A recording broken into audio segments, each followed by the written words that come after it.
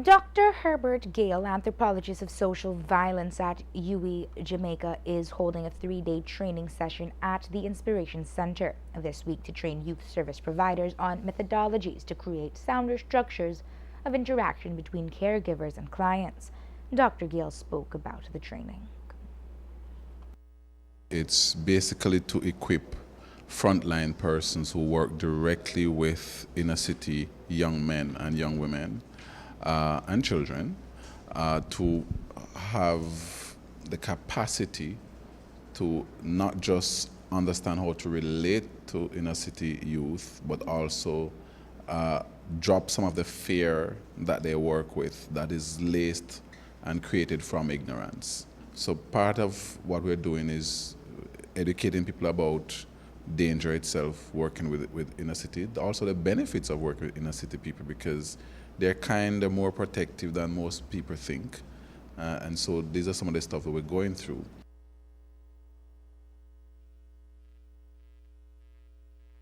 Minister of State with the responsibility for youth, sports and culture, Elodio Aragon, said that his ministry is fully supporting Dr. Gayle's initiative because training service providers is very important to the level of services given to our youth.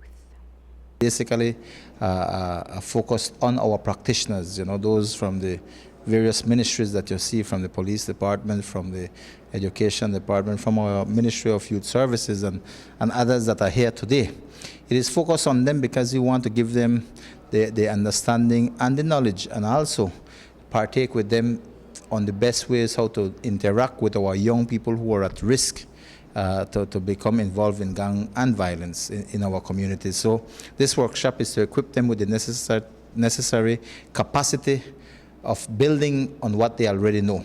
I think it is very important because at the end of the day, we all know we have issues in terms of violence, especially in Belize City and dealing with gangs. So this is one way we could look towards assisting them to be better at what they do as practitioners that deal directly with youth in Belize.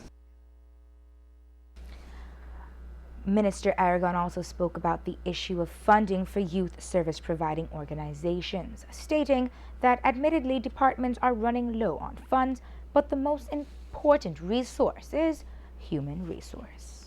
Well, I think when you look at that is depending on how you look at things.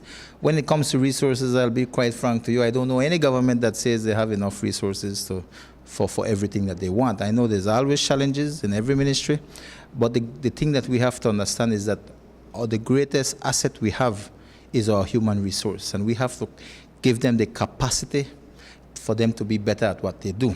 Whether you be a police officer, whether you be you're a youth coordinator, or somebody working at the Conscious Youth Program, or Restore Belize, wherever you are in dealing with young people, we need to be able to better equip you so that you are better able to deal with the issues that arise within your work scope. The workshop will end on Thursday.